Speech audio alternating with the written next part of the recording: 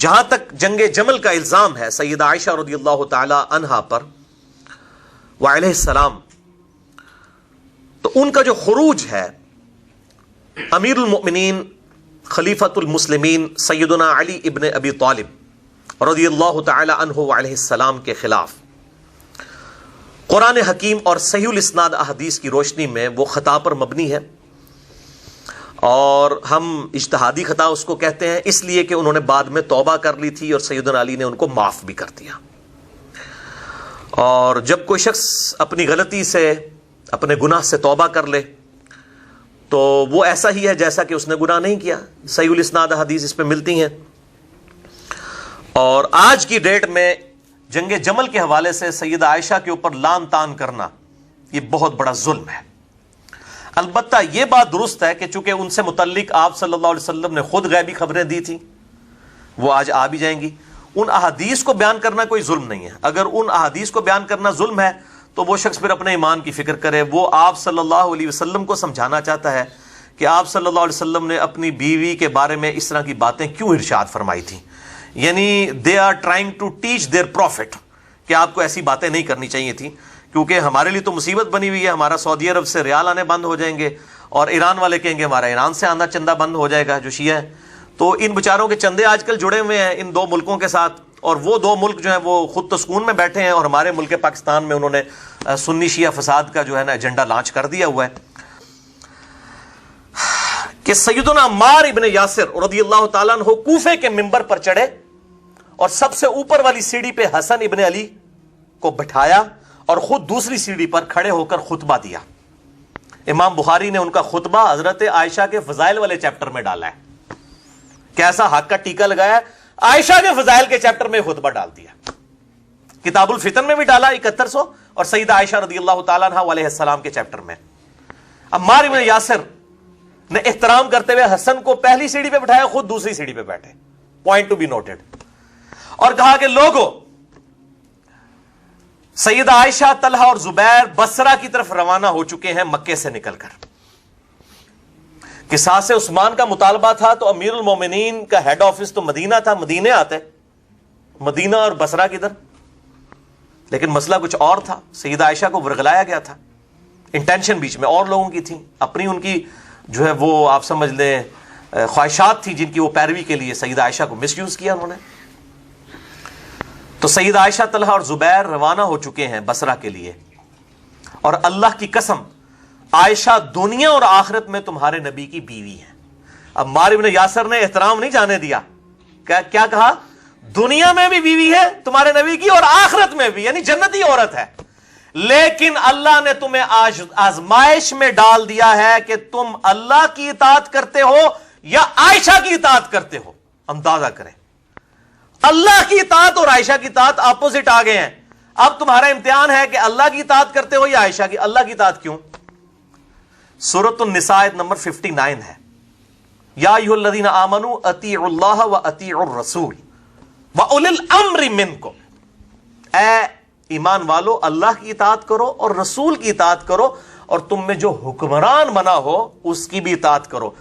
تو حاکم وقت جو خلیفۃ المسلمین ہو اس کی اطاعت اللہ کی اطاعت میں داخل ہے، لیکن وہ اوپن نہیں ہے، اس میں فَإِن تَنَازَعْتُمْ فِي شَيْءٍ فَرُدُّوهُ إِلَى اللَّهِ وَالرَّسُولِ، اگر جھگڑا ہو تو اللہ اور اس کے رسول کی طرف پلٹاؤ، اور وہ ہم نے پلٹا دیا ہے، اللہ اور اس کا رسول گواہی دے رہے ہیں کہ علی حق پہ ہیں، وہاں پہ پلٹا کے دیکھ لیں۔ تو اللہ نے آزمایا ہے کہ تم عائشہ کی اطاعت کرتے ہو یا اس کی یعنی اللہ کی اطاعت کرتے ہو۔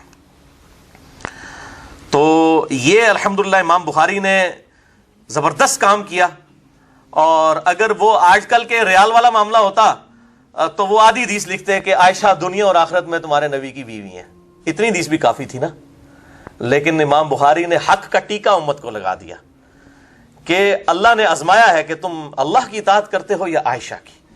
یہ عمار ابن یاسر کا خطبہ امام بخاری نے عوام الناس کے لیے لکھا ہے، یعنی کل تک ہم لوگوں کہتے تھے حدیثیں پڑھیں، بخاری مسلم میں نماز کا طریقہ لکھا ہے تو لوگ خوش ہوتے تھے، جب ہم یہ بتاتے ہیں وہ کہتے ہیں نہیں جی احادیث تو ڈائریکٹ نہیں پڑھنی چاہیے، گھوڑا ہو جائیں گے۔ یہ بات کوئی بریلوی دیوبندی کر رہا ہو یا شیعہ کر رہا ہو تو بات سمجھ آتی ہے، اگر اہل حدیث بھی یہ بات کرنا شروع کر دیں تو پھر ان کے اوپر تو 4 تکبیریں پڑھ کے جو ہے نا ان کو دفنا دینا چاہیے، اس طرح کے لوگوں کو کہ جن لوگوں کی یہ سوچ بن چکی ہے۔ تو ہم بخاری مسلم کی رفع الیدین والی حدیثوں کو بھی مانتے ہیں اور آل امیہ کی بدماشی کے خلاف جو احادیث ہیں ان کو بھی مانتے ہیں. بلکہ امام مسلم نے تو مقدمے میں لکھا کہ میں عوام الناس کے لیے حدیثیں لکھ رہا ہوں. صحیح مسلم کا مقدمہ ہے, مسئلہ 156 میں میں نے اس کو ڈسکس بھی کیا ہے الحمدللہ. اچھا, اب میرے بھائیو چھٹی حدیث, تھرڈ لاسٹ آج کی, صحیح بخاری سے, وہ بھی یہ بھی بخاری سے, اور بخار چڑھ جائے کسی نو کنزیکٹو تیسری حدیث بخاری سے 4425. اچھا, اور یہ واقعی بخار چڑھانے والی حدیث ہے. سیدنا ابو بکرہ رضی اللہ تعالی عنہ کہتے ہیں, ایک ہے ابو بکر, یہ ہے ابو بکرہ رضی اللہ تعالی عنہ, یہ کہتے ہیں جنگ جمل کے دنوں میں مجھے اپنے محبوب صلی اللہ علیہ وسلم کی ایک حدیث سے بڑا نفع پہنچا. میں نے ارادہ کیا کہ میں عائشہ کا ساتھ دوں علی کے خلاف, لیکن پھر مجھے نبی صلی اللہ علیہ وسلم کی ایک حدیث یاد آ گئی. میں کہتا ہوں یہ تھے صحیح اہل حدیث اور اہل سنت. ایک حدیث یاد آ گئی کہ میں نے نبی صلی اللہ علیہ وسلم سے یہ بات خود سنی تھی جب آپ صلی اللہ علیہ وسلم کے مبارک دور میں ایران کا جو بادشاہ تھا وہ مر گیا, کسرا, تو ایران والوں نے ایک عورت کو اپنا حکمران بنا لیا. تو نبی صلی اللہ علیہ وسلم نے ارشاد فرمایا تھا وہ قوم کبھی بھی فلاح نہیں پا سکتی, کبھی کامیاب ہی نہیں ہو سکتی وہ قوم جو اپنی لیڈرشپ کسی عورت کے حوالے کر دے. تو جب ان لوگوں نے عائشہ کو اپنا لیڈر بنایا تو مجھے وہ حدیث یاد آ گئی. میں نے کہا یہ لوگ کبھی کامیاب نہیں ہوں گے. دیکھیں, اور یار وہ کوئی ایران سے کوئی چندہ کھانے والے لوگ نہیں تھے, یہ صحابی ہیں ابو بکرہ رضی اللہ تعالیٰ عنہ. ان کو چندہ نہیں آتا تھا ایران سے. آج کل کو ہوتے تو کہتے نہیں چندہ لبیتا بولے. تو آپ رضی اللہ عنہ کا میں پھر عائشہ کی حمایت سے پیچھے ہٹ گیا آپ صلی اللہ علیہ وسلم کی اس حدیث کی وجہ سے. بہت بڑی بات ہے. اب میرے بھائیوں آخری دو احادیث کریٹیکل احادیث ہیں, 7ویں اور 8ویں جنگ جمل کے ریفرنس سے, اور انشاءاللہ اسی پہ ہماری گفتگو کنکلوڈ ہوگی. اگلی دفعہ واقعہ افک کو ہم انشاءاللہ ڈسکس کریں گے. اما عائشہ رضی اللہ تعالی عنہا وعلیہ السلام پر جو جھوٹی تہمت لگائی گئی منافقین کی طرف سے, اور ان کے دفاع پہ اللہ تعالیٰ نے وہ آیات نازل فرمائی. سورۃ النور کی آیت نمبر 11 سے لے کر 26 تک 16 آیات. یہ آخری دو احادیث پرٹیکولرلی جنگ جمل میں حدیث حوب کے نام سے مشہور ہے.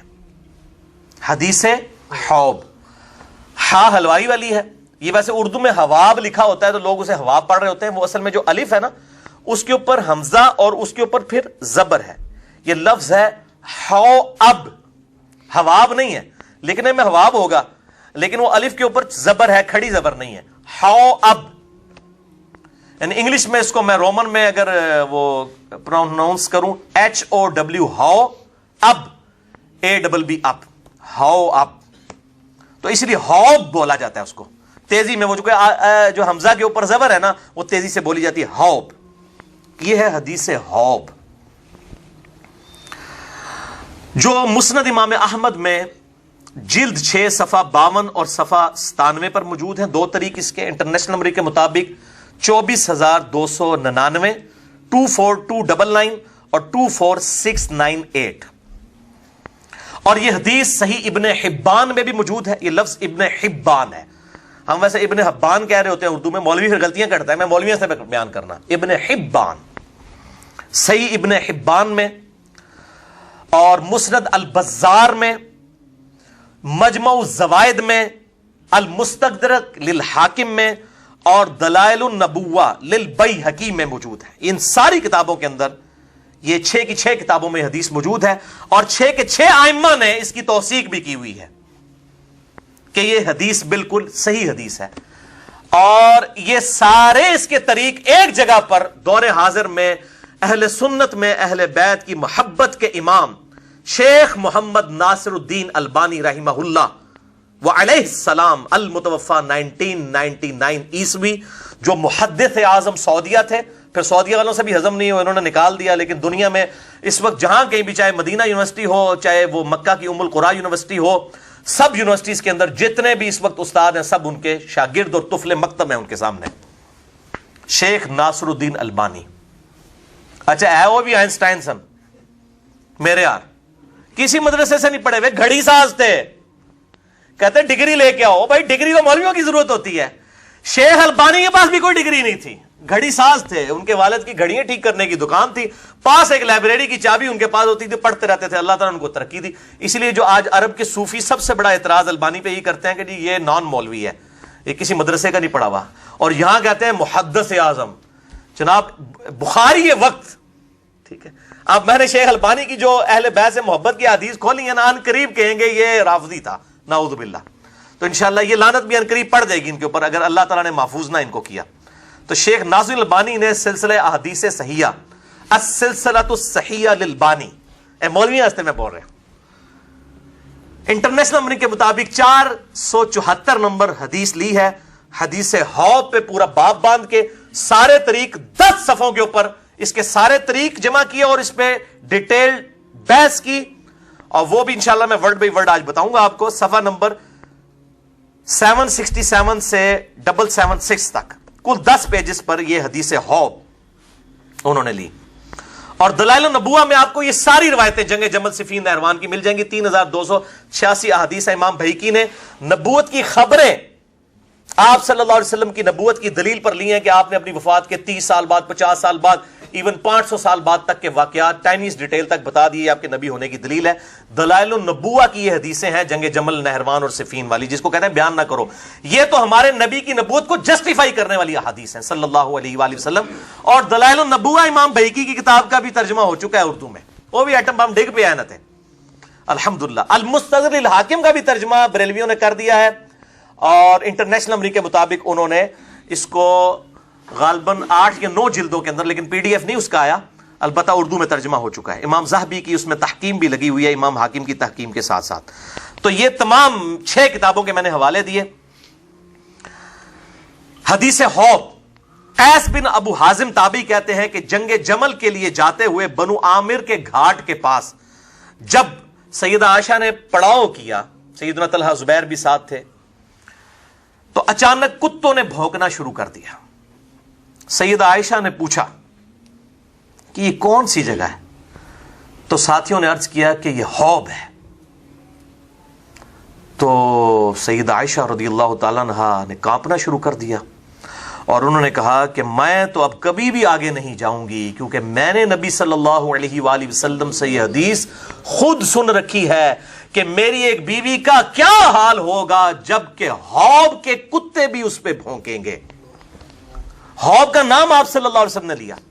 اور امام بیہقی نے دلائل النبوہ میں سے نبوت کی دلیل بنایا, کہنا دیسا بیان نہ کرو, کیونکہ امام بیہقی کے زمانے میں نہ سعودیہ سے چندہ آتا تھا نہ ایران سے, اس لیے انہوں نے کتاب لکھی, ورنہ یہ کتاب نہیں لکھنے دینی تھی. 3286 حدیث دلائل النبوہ پہ امام بیہقی نے, جو امام حاکم کے استاد ہیں, المتوفہ 458 ہجری میں فوت ہوئے امام بیہقی.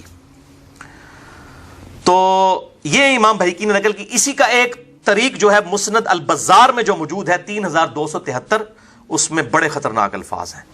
نبی صلی اللہ علیہ وسلم کہتے ہیں کاش مجھے معلوم ہو جاتا کہ میری کون سی بیوی ایسی ہے کہ جو زیادہ بالوں والے اونٹ پر سوار ہوگی, ایسے اونٹ پر جس کے چہرے پہ بہت زیادہ بال ہوں گے, اور اس کے دائیں اور بائیں بہت مسلمان قتل ہوں گے.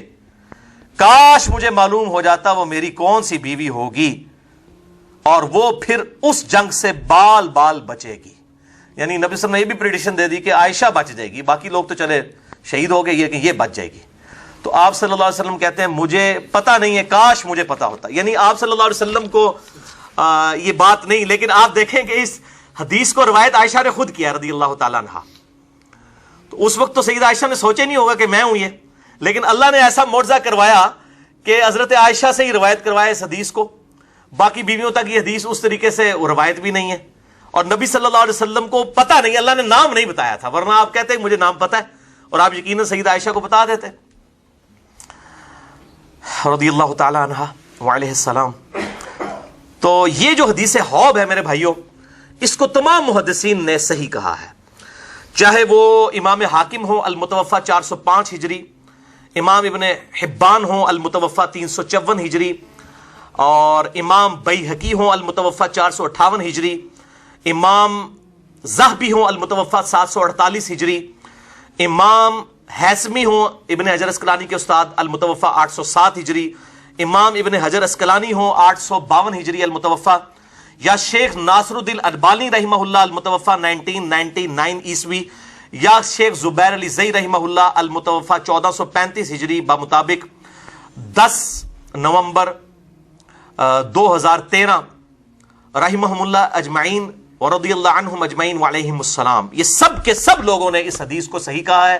اور دور حاضر میں شیخ شعیب آرنوت ہوں یا ہمارے جیلم شہر کے شیخ غلام مصطفیٰ ظہیر صاحب حافظہ اللہ تعالی، میں ان کے لیے دعائے خیر کروں گا، اللہ ان کی حفاظت کرے ناسبیوں سے کہ ان کے ہتھے نہ چڑھیں. وہ تو ہمارے جیلم شہر کے، میں ان کی بڑی قدر کرتا ہوں. وہ تو شاید مجھے مسلمان بھی نہ سمجھتے ہوں، میرے سلام کا جواب بھی نہیں دیتے کئی سالوں سے. تو بہرحال ہم تو علمی قدر کرنے والے، ہم جذباتی لوگ نہیں ہیں، ہم علم کے میدان کے شاہ سوار ہیں. تو علم کے میدان میں جذبات کی کوئی حیثیت نہیں ہوتی، بلکہ ہمارے درس سے کوئی بھائی مسجد میں صف میں کھڑے ہوئے ہونا تو وہ ان کے ساتھ پاؤں سے پاؤں نہیں ملاتے، 1 فٹ دور کھڑے ہو جاتے ہیں. اور اس کی ہم نے ویڈیو بھی بنائی ہے، ہم نیٹ پہ نہیں چڑھا رہے، ورنہ ان کی طرح یہ ہم ذلیل کام کریں تو اس طرح کی ویڈیوز جو ہے نیٹ پہ چڑھانا شروع کر دیں کہ یہ لوگ سننے سے کتنی محبت کرتے ہیں. تو شیخ غلام مصطفیٰ ظہیر صاحب نے بھی اس حدیث کو صحیح کہا، بلکہ اللہ تعالیٰ ان کو جزائے خیر دے. انہوں نے حدیث حوب جو ہے نا جی، اس کے دفاع کے اوپر ایک پورا ریسرچ پیپر لکھ دیا ہے. یہ بڑی نیکی کی ہے انہوں نے. یہ جناب فرحان بھائی ذرا دکھائیں تاکہ غلام مصطفیٰ ظہیر صاحب بھی ہماری پارٹی میں آ جائیں. یہ میرے بھائیوں ان کا رسالہ ہے ماہنامہ السنہ 70 نمبر. یہ شیخ زبیر علی زئی رحمہ اللہ علیہ السلام کے شاگرد رشید ہیں. اب ویسے ان کے بہت خلاف ہیں، نجی محفلوں میں کہتے ہیں شیخ زبیر کو علی نے گمراہ کیا اور علی کو شیخ زبیر نے گمراہ کیا. یہ ہمارے پاس سکہ راوی موجود ہیں، اس طرح کے الفاظ وہ استعمال کرتے ہیں. ان ویڈیو میں رحمہ اللہ کہتے ہیں. تو بہرحال ہم کہتے ہیں جو ویڈیو میں کہتے ہیں وہی وہ اپنے باطن میں بھی ہو جائیں. یہ انہوں نے حدیث حوب کے اوپر اس السنہ 70 نمبر میں، اس میں جو آخری ہیڈنگ ہے قارئین کے سوالات، ویسے انہوں نے ہیڈنگ نہیں بنائی حدیث حوب، ہونا چاہیے تھا یہاں ہیڈنگ بناتے قارئین کے سوالات، اس میں حدیث حوب کا انہوں نے دفاع کیا. الحمدللہ یہ ریسرچ پیپر جو ہے لکھا ہے، کیونکہ کچھ لوگوں نے اس حدیث کا انکار کیا تو انہوں نے اس حدیث کا دفاع لکھا کہ تمام محدثین حدیث حوب کو، یہ کتے بھونکنے والی حدیث کو بالکل صحیح کہتے ہیں الحمدللہ. تو آج کی 8ویں اور آخری حدیث اما عائشہ رضی اللہ تعالی عنہا وعلیہ السلام کی توبہ سے متعلق کہ انہوں نے رجوع کیا. وہ ہے میرے بھائیوں صحیح بخاری میں انٹرنیشنل نمبر کے مطابق 1391. یہ بھی صحیح بخاری سے. اما عائشہ رضی اللہ تعالی عنہا پر جب نزا کا عالم طاری ہوا تو انہوں نے ابن زبیر اپنے بھانجے کو، جو صحابی بھی ہیں، صحابی کے بیٹے ہیں اور سیدنا ابو بکر کے نواسے ہیں، سیدہ اسما بنت ابی بکر کے بیٹے، ان کو بلا کر وصیت کی کہ مجھے رسول اللہ صلی اللہ علیہ وآلہ وسلم اور ابو بکر اور عمر کے ساتھ دفن مت کرنا، بلکہ مجھے میری سوکنوں کے ساتھ بقیع غرقد قبرستان میں دفن کرنا، جو روضہ شریف کے بالکل سامنے ہے. میں نہیں چاہتی کہ ان 3 ہستیوں کی وجہ سے، ابو بکر، عمر اور ہمارے محبوب صلی اللہ علیہ وآلہ وسلم جو ان کے شوہر بھی تھے، ان تینوں کی وجہ سے لوگ میری تعریف کریں. یہ کتنی خوش نصیب ہے ان کے ساتھ دفن ہوئی ہے. مجھے میری سوکنوں کے ساتھ دفن کرنا، باقی امہات المومنین کے ساتھ.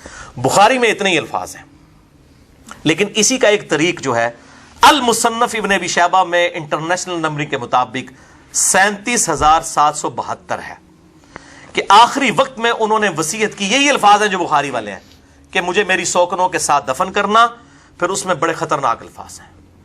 انہوں نے اپنی ریزن بھی بتائی کہ میں کیوں چاہ رہی ہوں کہ مجھے وہاں پر دفن کیا جائے.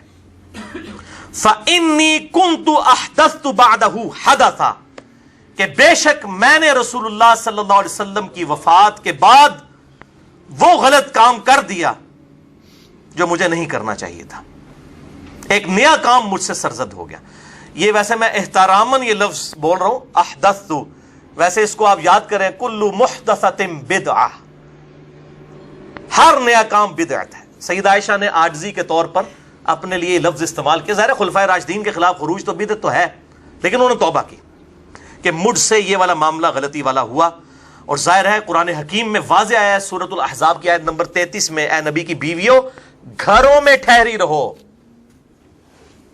تو ان کو یہ چیز یاد آتی تھی کہ مجھے تو گھر میں ٹھہرنے کا حکم تھا حضور کی زندگی میں صلی اللہ علیہ وسلم، اور میں آپ کی زندگی کے بعد جو ہوں وہ اس طریقے سے حوض والا معاملہ بھی ہوا۔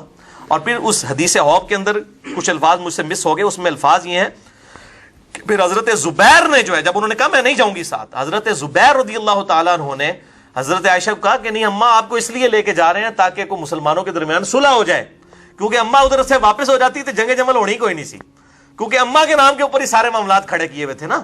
جیسے یہاں پہ بھی آج وہ جو سیاسی جماعتیں ہیں وہ اپنے لیڈرز کے نام کے اوپر ان کو کیش کروا رہی ہوتی ہیں نا، خود تو ان کے کرتوت اس طرح کے نہیں ہوتے ہیں، تو وہ اماں کے نام جو ہے وہ کیش کروانے کے لیے سیدہ عائشہ رضی اللہ تعالی عنہا وعلیہ السلام تو وہ ان کو لے گئے۔ بہرحال شرمندہ تھی۔ سلسلہ احادیث صحیحہ میں شیخ البانی نے 474 نمبر حدیث میں یہ سارے طریق جمع کیے ہیں حدیث حوض کے 10 صفحوں کے اوپر، 767 سے 776 تک، اور پھر جو انہوں نے کمنٹس کیے ہیں نا وہاں پہ میرے بھائیو ایسے ایسے طریق انہوں نے جمع کیے ہیں۔ امام ابن عبد البر کی کتاب الاستیعاب میں سے انہوں نے وہ نقل کیا کہ اما عائشہ جب واپس آئی نا تو بڑی شرمندہ تھی، اور انہوں نے عبداللہ بن عمر کو کہا کہ عبداللہ بن عمر تو نے مجھے کیوں نہیں روکا جب میں جا رہی تھی جمل کے لیے، تو ہی مجھے روک لیتا۔ ان کا اماں تیرا بھانجا جو ہے نا عبداللہ ابن زبیر وہ اتنا تیری رائے پہ غالب ہو چکا تھا کہ اس وقت تجھے کسی کی بات سمجھ ہی نہیں آ رہی تھی، تو نے کدھر رکنا تھا اگر میں روکتا بھی۔ اس طرح کے کافی طریق انہوں نے جمع کیے، اور الحمدللہ یہ جو شیخ ناصر الدین البانی ہے رحمہ اللہ، جن کو میں کہتا ہوں کہ وہ نیوٹن اور آئنسٹائن تھے اہل سنت کے، کہ ان کے پاس جو ہے وہ ڈگری تو کوئی نہیں تھی، گھڑی ساز تھے، ہماری طرح وہ انجینئر ہی تھے آپ کہہ لیں اس اعتبار سے، لیکن اللہ نے ان کو توفیق دی۔ حدیث حوض پہ جو 474 نمبر انہوں نے سارے یہ طریق جمع کیے حدیث حوض کے، یہ کتے بھونگنے والی حدیث کے، اس کے بعد انہوں نے جو اپنے کمنٹس کیے ہیں نا وہ سنی اور شیعہ دونوں کے لیے اصلاحی کمنٹس ہیں، پازیٹیو کمنٹس۔ اب یہ سنیوں کو ہضم ہو جائے تو بڑی بات ہے، شیعہ کو تو چھوڑیں، ہم سنیوں کے لیے کمنٹس پڑھ کے سنانے لگے ہیں کہ یہ بتائیں کہ شیخ ناصر الدین البانی یہ اہل سنت کے امام ہیں، اور آج کی ڈیٹ تک تو امام ہی ہیں، بعد میں کوئی ان کو خارج کر دے تو وہ ویسے تو اب وہ اتنے بڑے ہو چکے ہیں کہ نہ تو اب شیخ زبیر صاحب سے کوئی جان چھڑا سکتا ہے نہ شیخ البانی سے، وہ پرسنالٹیز اتنی بڑی ہو چکی ہیں۔ اور شیخ زبیر صاحب کی پرسنالٹی اس لیے بھی بڑی ہوگی کہ دارالاسلام کے ذریعے پوری دنیا میں اس وقت جو سب سے بڑا ادارہ ہے اردو اور انگلش کتابوں کا دارالاسلام، انہوں نے ابو داؤد، ترمذی، نسائی، ابن ماجہ شیخ زبیر صاحب کی تحکیم کے ساتھ چھاپی ہوئی، شیخ البانی کی نہیں۔ ایون جو بڑے گورے بار مسلمان ہو رہے ہیں نا انہوں نے بھی جو ابو داؤد، ترمذی، نسائی، ابن ماجہ اٹھائی ہوتی ہے نا انگلش والی، وہ شیخ البانی کی تحکیم والی نہیں ہوتی، شیخ زبیر کی تحکیم والی ہوتی ہے، تو ان سے جان تو نہیں چھڑا سکتے۔ اور شیخ زبیر صاحب نے اس حدیث کو صحیح کہا، اور کہیں گے کہاں کا ہے؟ ویڈیو میں کہا ہے، میں نے وہ ویڈیو ریکارڈ کی ہوئی ہے، ہماری ویب سائٹ پہ رکھی ہوئی ہے، جس میں انہوں نے کہا میں نے سوال لکھ کے دیا تھا حدیث حوض والا، تو انہوں نے کہا وہ حدیث صحیح ہے۔ ہم حضرت علی کو اسی لیے حق میں مانتے ہیں کہ حدیث حوض والا معاملہ سیدہ عائشہ کے بارے میں تھا، تو ویڈیو میں ریکارڈڈ ہے۔ انہوں نے خیال آتے بعد شیخ زبیر صاحب کو یہ کہتے ہوتے تھے یار تسی کیا کر چھڑے علی نو ساری ویڈیو ریکارڈ کرواتی ہیں۔ یہ جو ہماری ویڈیو ریکارڈ ہے جون کے مہینے کی 2009 کی ایک مسجد کے اندر، جو شیخ زبیر صاحب کے ساتھ 40 کوسچنز تھے، وہ ہماری ویب سائٹ پہ رکھی ہے، 40 کوسچنز وذ شیخ زبیر علی زئی صاحب، اور اس کے علاوہ سے کلپ بھی حدیث حوض والا چڑھا ہے، اس کے اندر حدیث حوض کو انہوں نے بالکل صحیح کہا ہے۔ اب شیخ البانی کے آپ ذرا کامنٹ سنیے، وہ کہتے ہیں کہ جو اما عائشہ نے کہا نا فَإِنِّي كُنْتُ أَحْدَثُ بَعْدَهُ حَدَثًا، کہ مجھ سے حضور کی وفات کے بعد ایک نیا کام سرزد ہو گیا، تو شیخ البانی کے کامنٹس ورڈ بائی ورڈ، یہ کسی بریلوی دیوبندی اہل حدیث شیعہ مولوی کے نہیں ہیں، شیخ البانی کے کامنٹس ہیں، جو عرب و عجم میں حدیث کی فیلڈ کے امام ہیں، المتوفا 1999 عیسوی، محدث اعظم سعودیہ۔ یہ کہتے ہیں سعودیہ کیوں کہتا ہے؟ بھائی سعودیہ والوں نے ان کو محدث اعظم بنایا تھا، بعد میں نکال دیا۔ البانیہ، مجھے پتا ہے البانیہ کے وہ البانیہ کے رہنے والے تھے، کہتے ہیں انہوں پتہ ہی نہیں ہے، تو مولوی وہ باتیں پکڑتے ہیں، اس لیے میں ساتھ کلیئر بھی کرتا ہوں۔ ان کے الفاظ ورڈ بائی ورڈ حدیث حوض السلسلۃ الصحیحہ للبانی 474 نمبر حدیث کے کانٹیکسٹ میں سنیے۔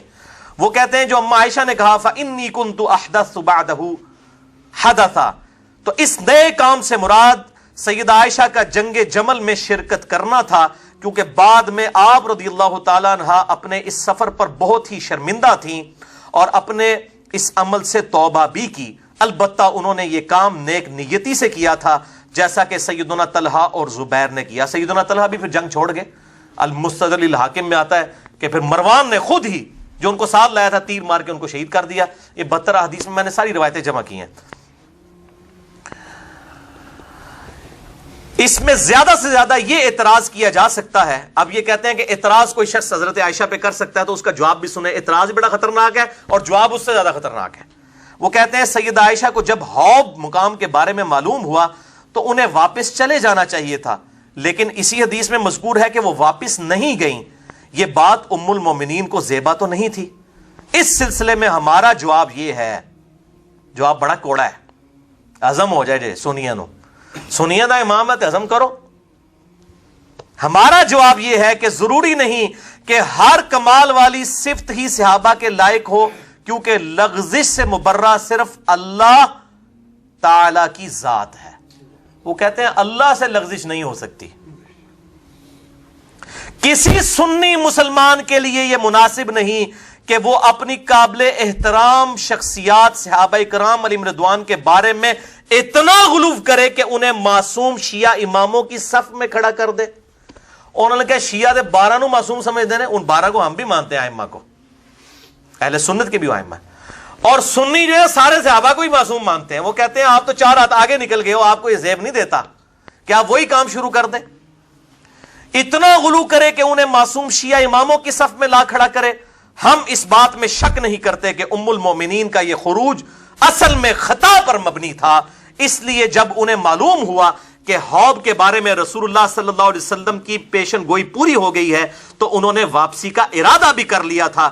البتہ سیدنا زبیر نے انہیں یہ کہہ کر واپسی کے ارادے کو چھوڑنے پر قائل کر لیا کہ شاید آپ کی وجہ سے صلح ہو جائے. ظاہر ہے جی وہ تقدیر کا غلبہ تو ہونا تھا, لیکن تقدیر کے غلبہ آج کی ڈیٹ میں ہم کہہ سکتے ہیں, ورنہ تو ہر گناہ کرنے کے بعد کوئی تقدیر پہ ہی پھینک دے گا. جب بعد میں تو یہ بات ہو سکتی ہے, ہاں ہونے سے پہلے کوئی نہیں کہہ سکتا کہ چونکہ میری تقدیر میں لکھا ہے اس لیے میں نے ضرور یہ کام کرنا ہے.